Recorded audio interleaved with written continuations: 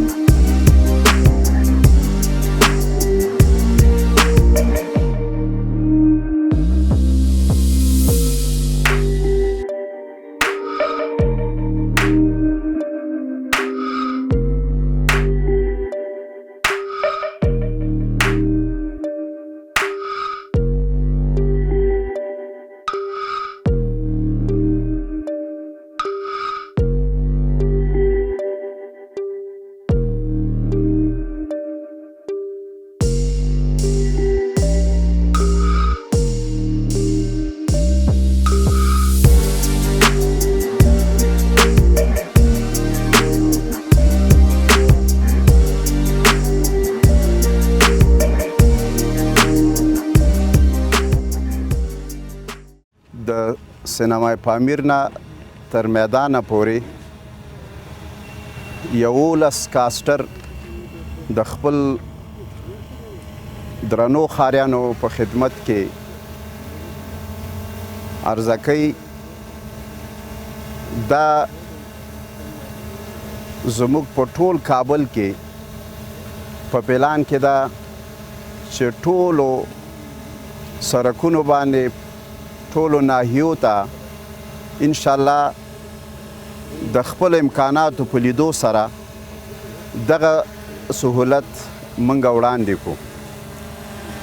دغه سفر چې د میدانوي نه تر سینمای پامیره پورې شروع کیږي دا به دوراني وي. درنو ښاریانو ته به د وخت په لحاظ باندې ډیره فایدهمنه وي، که هغه عام خلکي او که بعضې مامورین حضرات وي.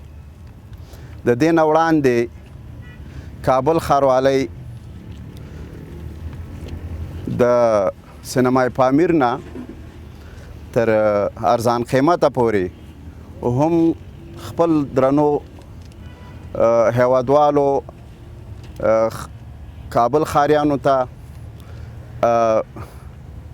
15 کاسټر بسونه د خدمت دپاره وړاندې کړي وو.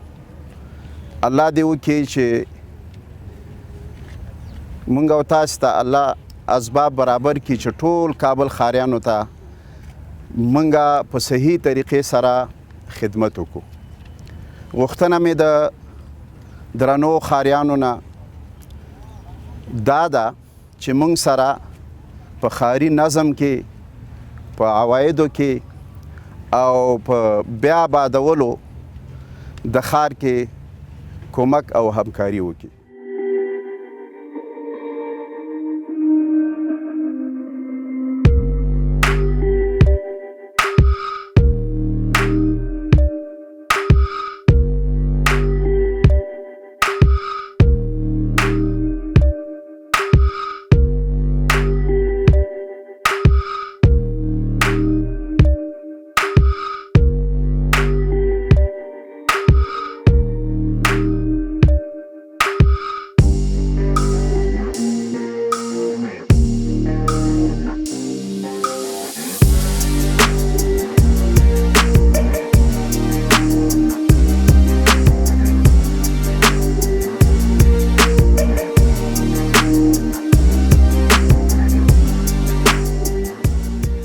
خو د کابل ښار ډېره ګڼه ګوڼه ځکه لري.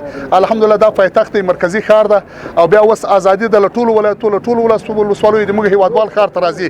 که موږ دا اوس یو مخ به ګڼه ګوڼه ختمه سي دا امکان نه لري، خو د ګڼې ګوڼې په کنټرولولو کې به الحمدلله ټرافیک ډېر کومک ورسره وکوي.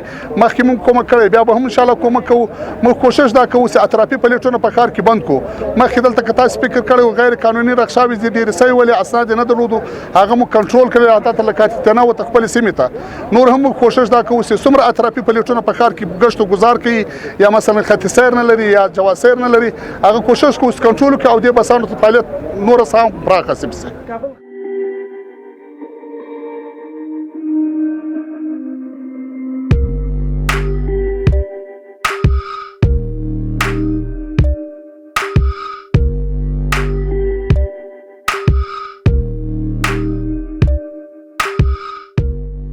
اوس بیا کابل ښاروالۍ د دې بسونو افتتاح وکړه. نن موږ د 11 بسونو افتتاح وکړه چې دا به په 2 مسیرونو کې فعالیت کوي.